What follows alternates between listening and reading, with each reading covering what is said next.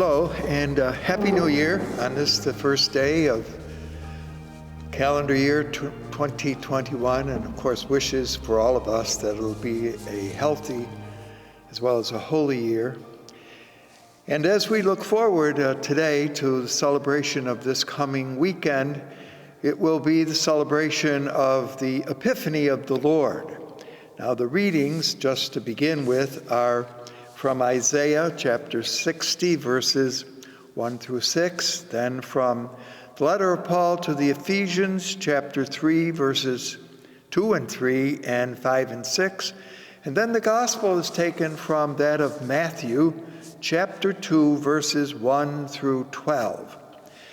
I thought we'd start with just very briefly a little bit of a review of this particular season. We are celebrating the Epiphany of the Lord. That word, of course, means to show forth, to illuminate. Some have pointed out that might mean to show off, and that might be something that God had in mind with his Son on this occasion.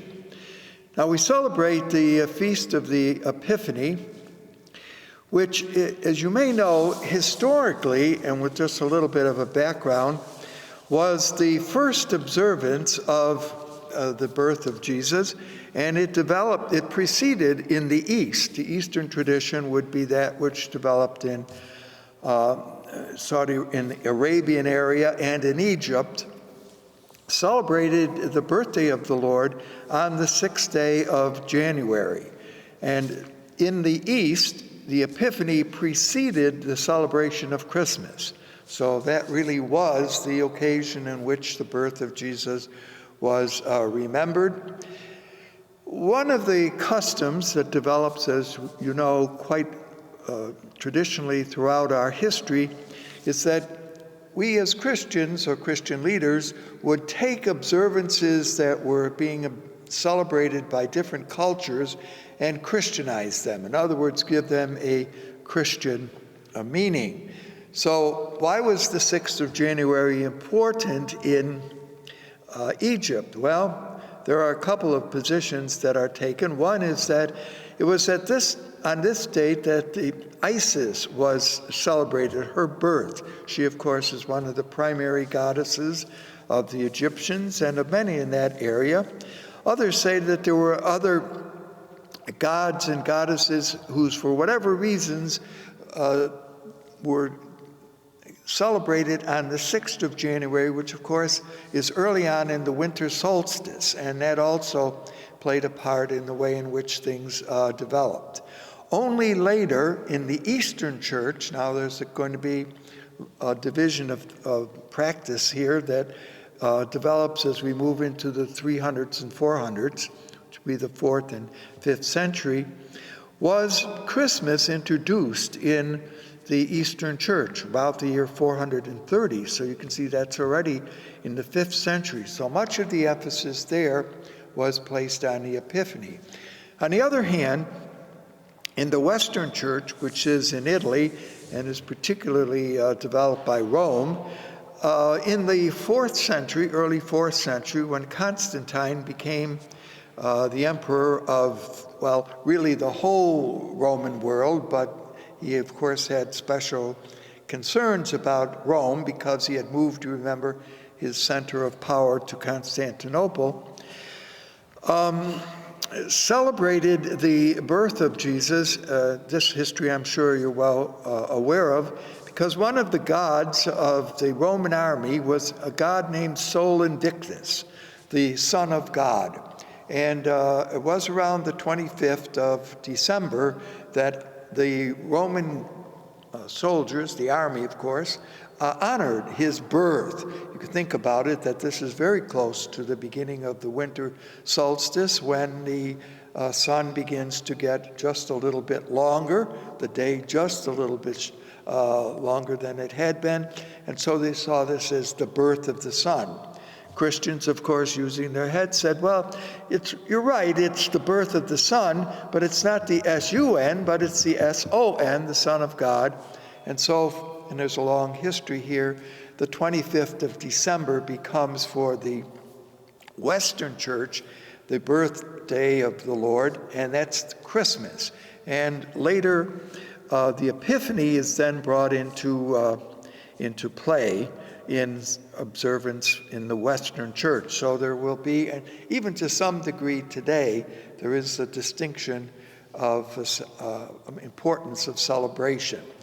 Now, it is true that from the 25th to the 6th of January it are the 12 days, the famous 12 days of Christmas that song made very popular. We, in our tradition, because the 6th of January falls on any day of the week, used to be, in the old days, a holy day. And in fact, in some countries, I believe in Canada, it is still observed as a holy day on the 6th. But in the American church, since not everyone goes to Mass except on the weekends, we hope, moved the celebration of the Epiphany to the first Sunday of the new year. And that's why this year it turns out to be the 3rd of January. So all of that's a little bit of background. Now, what I would like to look at today is the two opening chapters in the gospel tradition of Matthew. Matthew and Luke, you remember, are the only two gospel writers who give us what we would call infancy or early life stories of Jesus. And in Matthew's gospel, we have spoken about this a bit in former times when we were looking at the year of Matthew, but here the gospel is brought into play every year on this particular occasion. And Matthew has his own purposes, you remember, for writing the infancy stories. There are the two chapters. The first chapter, just to quickly review, chapter 1 begins with the genealogy of Jesus, beginning with Abraham and coming right down to Joseph, and seeing the line of Joseph being that into which David's tradition comes now to Jesus. This is followed by a series of dreams. Now, one of the characteristics, and we've noticed this before, of Matthew's gospel is his familiarity with the Old Testament or with the Hebrew Bible, and particularly in these two chapters, he is concerned to show that Jesus is indeed the new Moses. Now, new Moses here does not say because Moses is old that new is better, but rather Matthew has in mind a continuance, a bringing to something better, a more perfect way of seeing how God is working. So in that sense, just to keep that in mind, because sometimes it was seen, well, old is not as good as new. That's not the point here. The point here is a continuity, something indeed new is coming into the world with Jesus. So in chapter 1, Joseph now receives a dream. A couple of things here to notice as we do this. Joseph in the Old Testament is the interpreter of dreams. I'm sure you remember this is the Joseph with the coat of many colors. This is the Joseph of Jacob, his father. But he is the one who interprets dreams and, of course, brings success to his family. In this case, Joseph, the husband of Mary, receives messages in dreams. The first one in chapter 1 is that he would accept Mary as his wife, that the child she bears is conceived by the Spirit, and that therefore whatever his designs were, we won't go into all of that, could he set those aside and accept this as the word of God and brings Mary into his house or his home. And that's what he does. And those are the two instances that are mentioned in chapter 1. Now, chapter 2, which is the gospel beginning that we hear this weekend, are the visit of the Magi. But I would like to point out that in chapter 2 there's a continuance which is not really brought out this Sunday, and what we're looking at here is really the New Testament Matthean message here, not always the way in which we celebrate Epiphany, and that's fine the way we do homiletically. But here, what does Matthew have in mind? That the Magi, visitors from the east, come, as you know, to Herod in Jerusalem. They ask, where is the newborn king of the Jews?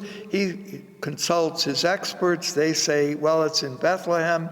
The Magi go to Bethlehem. They do their adoration and return to their own country by another way, because they are warned in a dream not to go home, or rather not to go back to Herod. So there's another dreamer, or ways in which God works in this particular gospel to communicate his message. Joseph now receives a message that those in authority are after his son's life, and is told to leave, and Joseph goes to Egypt. This is followed by the fact that when Herod realizes that the Magi are not going to report back, sends troops, he has his own army, into the village or the city of Bethlehem and slaughters all the male children 2 years and under.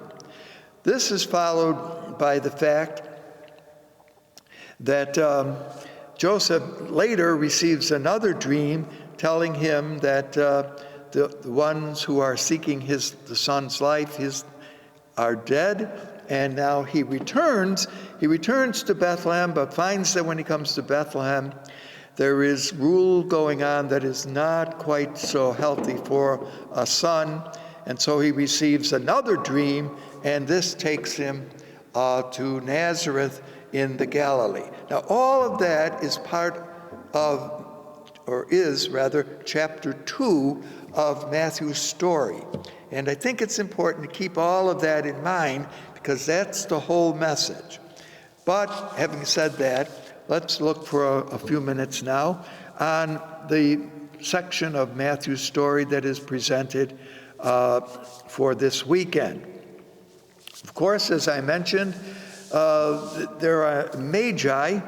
Now, there's all kinds of discussion about who the Magi is. And I keep in mind that there's a lot of unknowns here. And as soon as you have unknowns, you open the door for filling in the blanks where you would like. We do know that there was a caste of Persian priests who made a special claim of being able to interpret dreams that were known as the Magi. Now, exactly where they come from, some suggest that somewhere in Persia, others in certain parts of Arabia. What is therefore the east to Israel? So if on a map you think of Israel, well, the east, then that would be where they come from. But there's a great deal of unknown as exactly what their task was. Were the Magi, and here we can only make some guesses, were some kind of Persian priests who were good at reading the stars as astronomers or astrologers.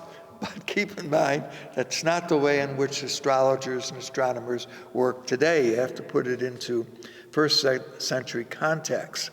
But there was a tradition that you could read in the stars certain events that would affect the human story. Now, as Matthew tells the story, this star nicely moves. Well, now think about it. Stars really don't work that way. But it is important that something new is happening in the heavens. In fact, when the emperor Caesar Augustus was born, there was a theory that a new star appeared in the heavens. Now, in some ways, Matthew, who is very Jewish in his outlook, is not unaware of the Roman rule that was governing Israel and the whole of the Mediterranean at the time. So if Augustus can get a star, can't God or Jesus rather, get a star when he comes? Some say there was a cataclysmic collision of certain heavenly wonders around the turn of the century here, and that may or may have not been the case. Got to be careful here that we don't try to prove everything historically or scientifically that Matthew is using. Matthew is really more interested in giving this overall picture of the importance of Jesus as the Messiah, as the new Moses, as the one in whom we should place our trust and our faith. So always keep in mind, for lack of a better word, there's a theological or Christological viewpoint that Matthew has in mind, and that's the beauty of the story, and that's what we pay attention to. Now, it is true that Bethlehem was a small village in Judea. Notice it says Bethlehem of Judea, because there's also the thought that it was a Bethlehem up in the Galilee, but this is the one that gains importance because this was David's city. It's about 4 to 5 miles outside of Jerusalem. It wasn't that far, but nevertheless was connected with the story of what happens in Jerusalem, even from other points of view. Now, the one that the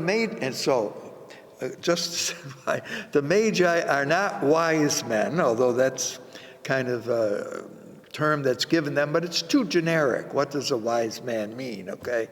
I'm sure some of you watching are saying, we're wise men, and that would be fair enough to say. They're not kings. This is inaccurate. Do they get names? Well, in the Middle Ages, we decided to give them names, and of course, that's where the hymn, We Three Kings, come from.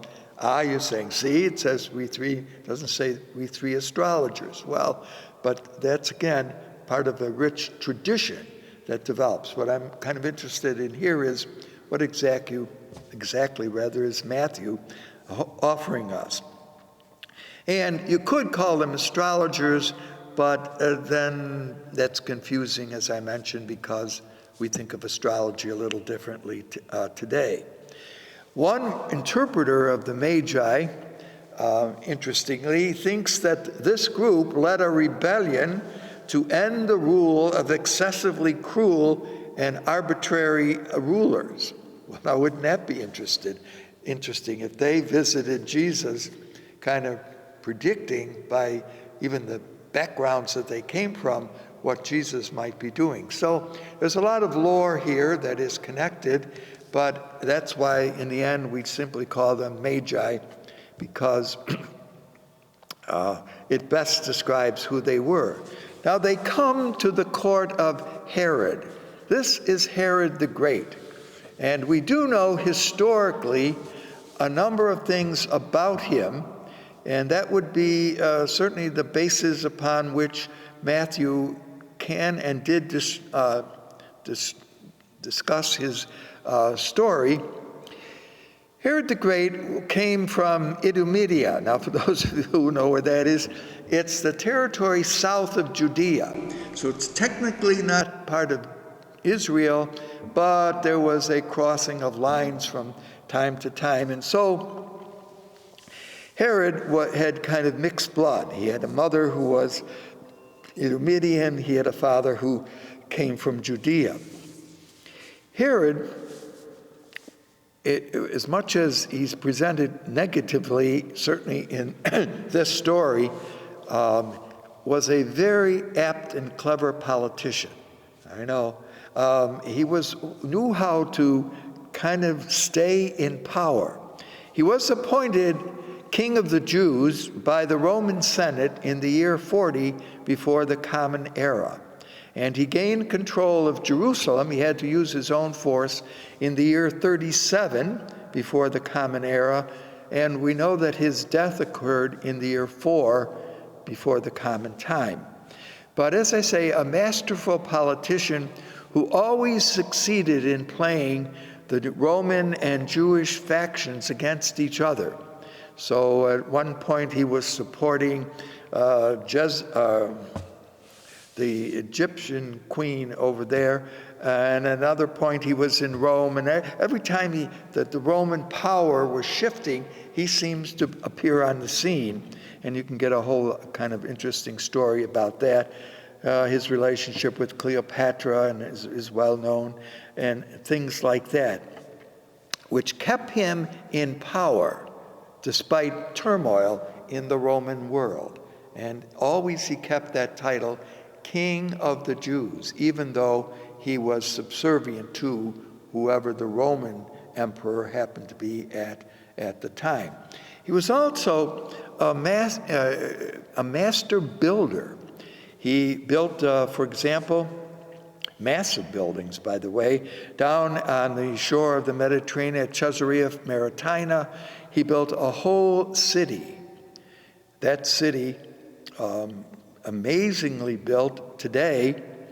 The Mediterranean has come back in and taken all the land that he built the city on, and it is an archaeological site that is underwater, so that the remains of much of the city is still there. But if you go to see it, you might have to learn how to swim to get down there. He built a temple in Samaria. He redid the temple in Jerusalem. In fact, the temple that, now he did not live to see it all completed, but what he did to the temple in Jerusalem was increase the size, that is the platform and the area of the Jewish temple in Jerusalem, by almost 2/3. So that some even called it at a certain point Herod's temple, but they didn't like that, so simply the temple renovation. He also built a number of fortresses in the desert area of Israel. The most famous, of course, was Masada, which I'm sure we've heard a lot of in our time. And was one he built. If you climb the hill of Masada there, you will see they built beautiful palace for himself on the cliffs of that mountain. So for that reason, he was well known, although the people, Israelites, did not like it, because who do you think paid for building all these wonderful buildings except you know who, all right? And from another point of view, there were a number of domestic problems in which he showed extreme cruelty. He had a couple of sons who were interested in taking over for Papa's position, and they wound up dead. In fact, his favorite wife, Miriana, was thought to be in somehow connection of getting rid of him, and he had her murdered. So you did not like being a member of Herod's household. In fact, back in Rome, the word was, it would be safer to be a pig than a son in Herod's household, because as you know, Jews didn't eat pork, so that was a kind of cryptic remark. So in other words, we know a lot about Herod the Great, and that's why when Matthew now crafts his story, he will be able to set up a contrast. Now, what's the contrast here? The contrast is going to be between Moses. Remember, I mentioned that Jesus is considered to be the new Moses, and Jesus. And when one looks carefully at the remembered stories about early Moses, one can see similarities between what happened to Moses and what will happen to Jesus. You will remember that at a certain point, the Pharaoh in Egypt, discovering that the Israelites were increasing in number, ordered that all baby children, that is boys, young or 2 or under, would be thrown into the river. The river obviously here would be the Nile, and it was his attempt to reduce the population of the Israelites in Egypt. Girls could remain, boys would be. And why would boys? Well, boys would be the soldiers, and so therefore you got rid of them. That would prevent any uprising. You remember that in a wonderful way, Moses is saved through the conniving, or if you want, the collaboration of 3 women, Moses' mother, sister, and the very daughter of the Pharaoh. And so Moses, remember a little basket scene, is brought up and saved by from death. Now, keep those things in mind when one looks now at this story. So, back again, kind of drifting a little bit around here, but to bring it into focus, the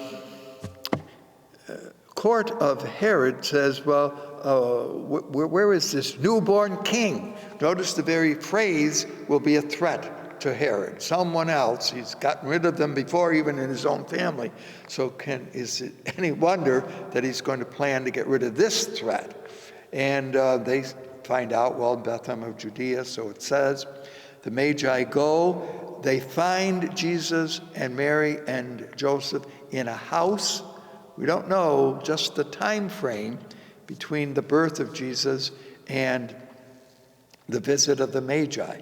For as chapter 2 began, it simply says that after the birth of Jesus, Magi from the east came. So there's a time factor there.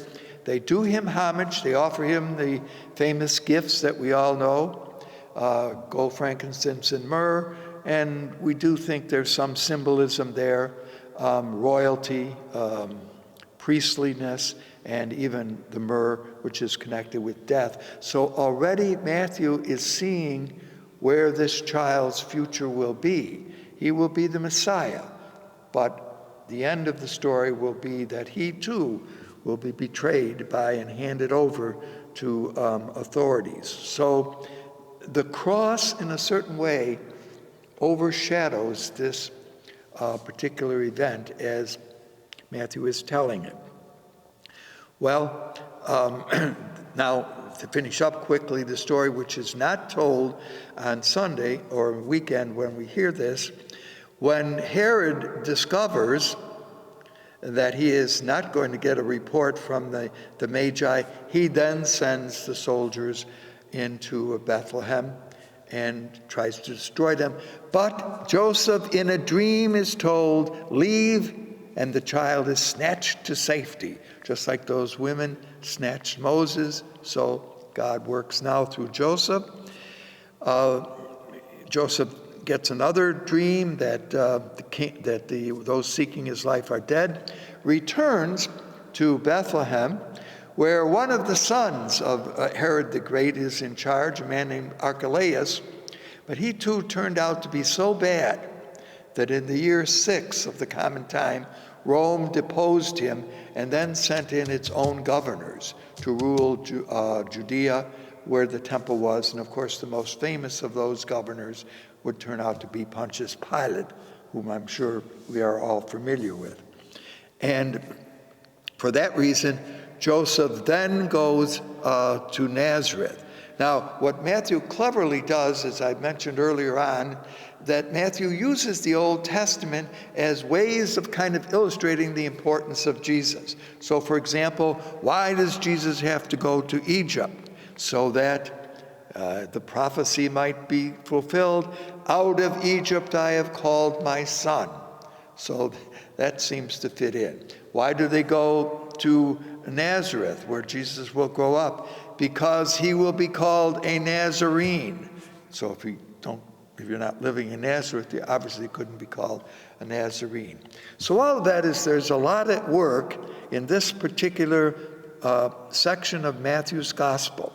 The new Moses, the advent of God working in behalf of a people, the Magi, who obviously are not Jewish and therefore represent the Gentile, the outside world, they come and visit. So there's a sense of the universal message of this son who will grow up to become the Messiah, not only of Israel, but the Messiah of all the people. So as we look at it this week, and of course, going back to where we began, the word epiphany itself means a manifestation, seeing in a new light. And of course, in that way, the first reading, which talks about a light coming out of the darkness from Isaiah, of course, fits the story this week. A manifestation of God's graciousness. And so in a way, as I said at the very beginning, one way of looking at the Epiphany is that it's the opportunity. Now, we're also going to notice, and I'll make mention of this in our next time, that Epiphany traditionally celebrated three manifestations of God, of Jesus: the visit by the Magi, the baptism of Jesus, and the first marvelous sign of water turned to wine at Cana. Over the next, so we, in the East, they do it all at once. We kind of separate that. So the manifestation of Jesus, in a wonderful way, it's God showing off his Son for us. And what better way than perhaps for us to let his light reflect to us so that we too can show off his Son to the world. Have a good day. Hope to see you again.